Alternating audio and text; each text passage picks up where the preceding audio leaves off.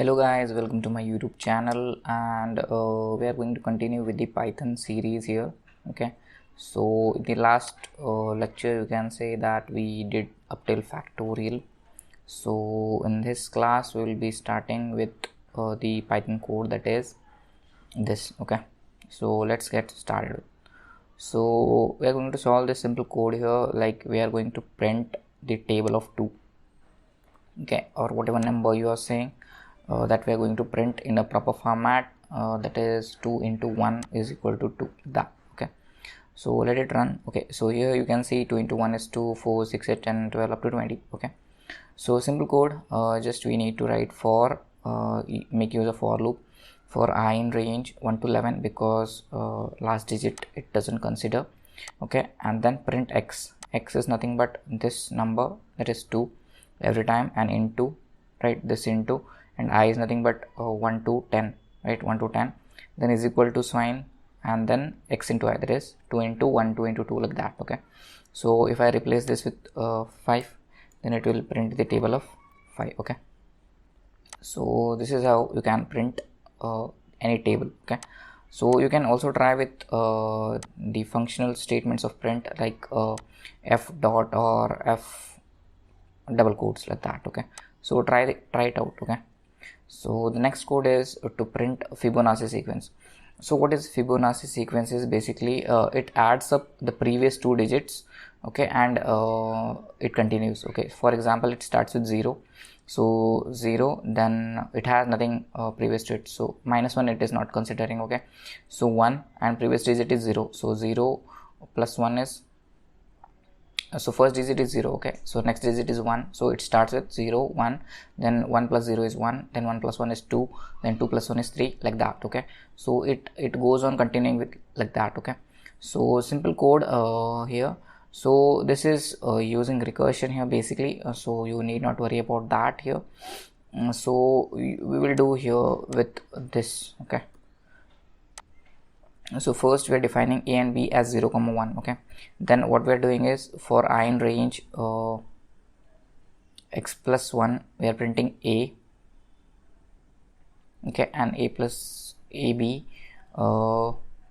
b. Okay, so we are assigning a to b and b to a plus b. Okay, like that. Okay, so let's see whether it works, because I is not defined here, I think so. Okay, let's see whether it works. Okay, it is working fine. So what is happening here is, so first of all, when I is 0, right, so a is nothing but 0, and then b is 1 here. So first of all it is printing 0 here, that is first digit. Then next is what it is doing, a comma b is equal to b comma a plus b.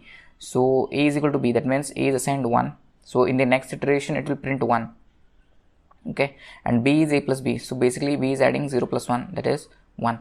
Okay, now what happens here is b is 1 here, because yeah, b was basically 1 before also, and a is now also 1. Okay, so in the next iteration what happens, 1 plus 1 is 2. Okay, and then a plus b becomes 2 plus 1 is 3, like that. Okay, so basically b is assigned to a indirectly, and then it prints on, it keeps on printing a.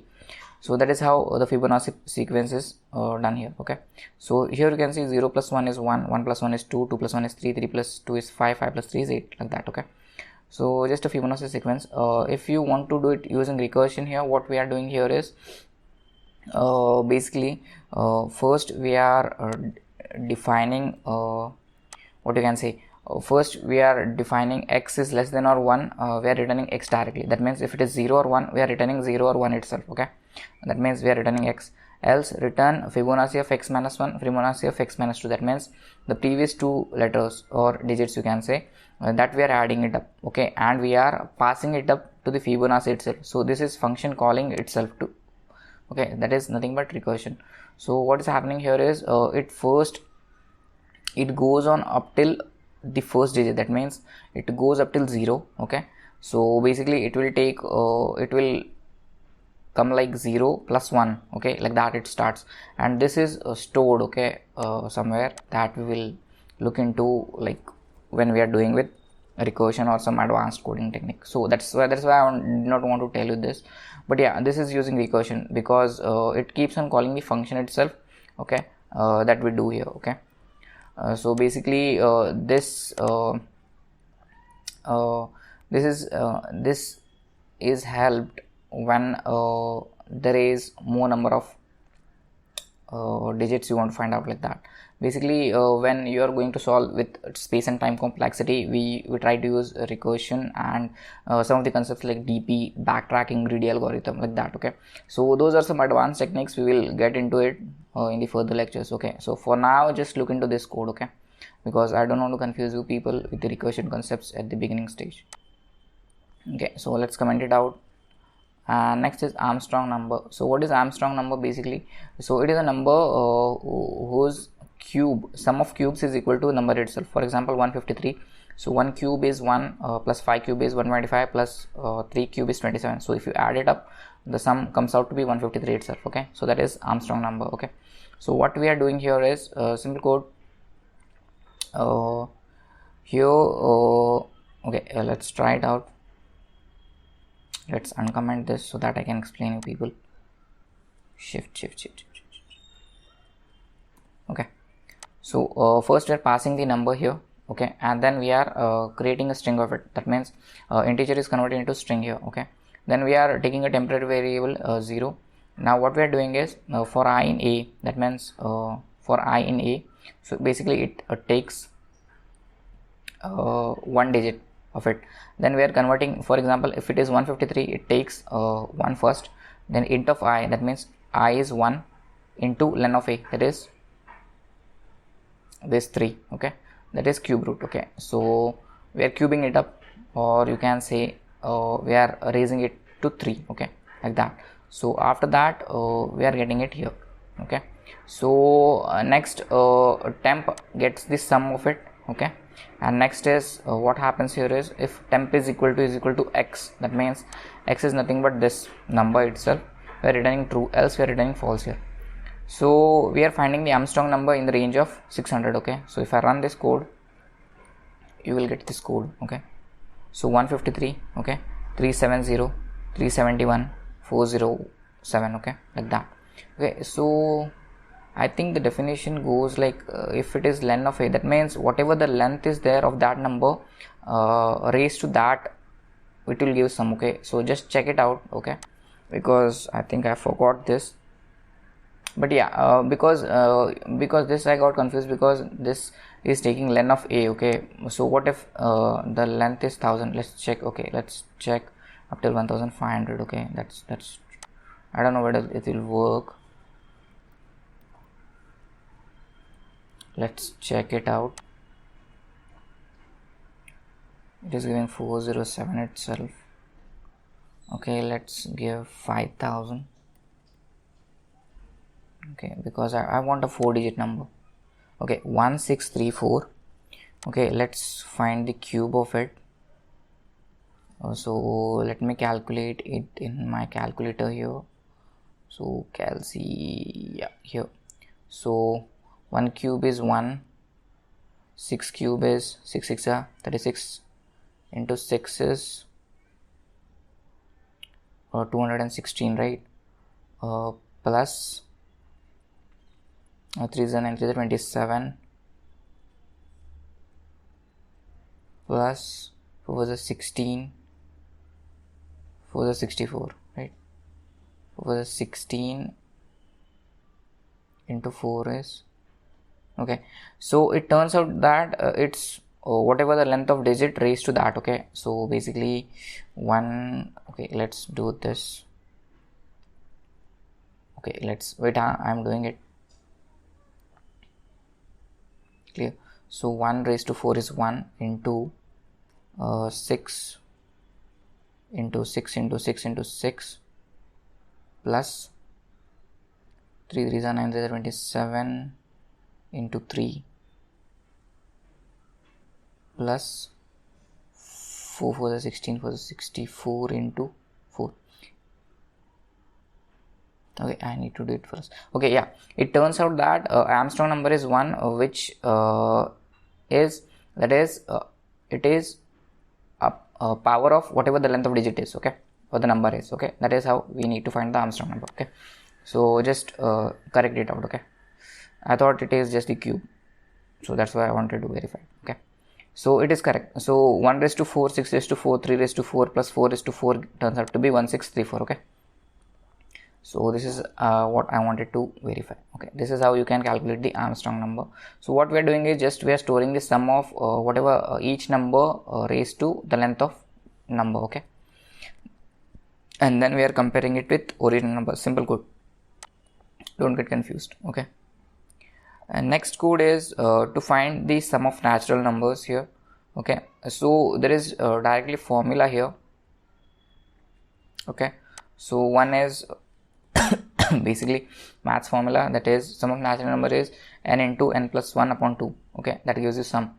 So basically if I find sum of natural numbers 2, it will turns out to be 3, okay. That is how we find out. So if I give 5 here, so 5 plus 4 is 9, plus 3 is 12, plus 2 is 14, plus 1 15, okay. Yeah, that is how it is calculating the sum. Now there is another method here using for loop. We are taking add is equal to 0 here, and then we are adding it here, add plus I, and then we are returning float of add, okay. So whatever we are adding it, every number gets added here. So if I give 5 here, it will add every digit in the range of 5, so we will get 5 here. So similarly, if you want to multiply it, you can just multiply using for loop, okay, not the above one.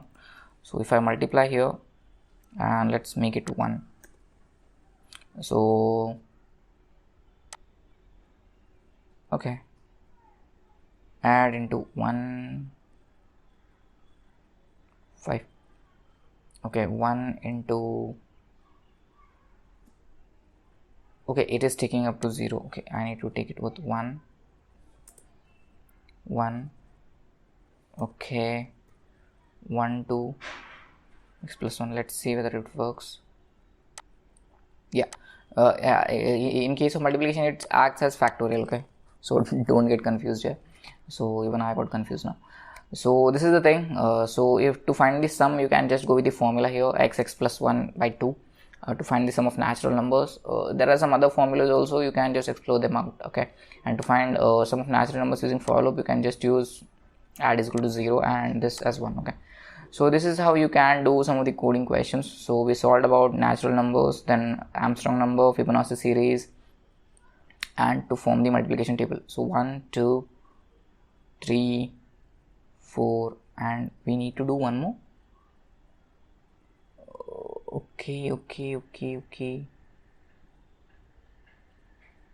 Okay, let's do one more,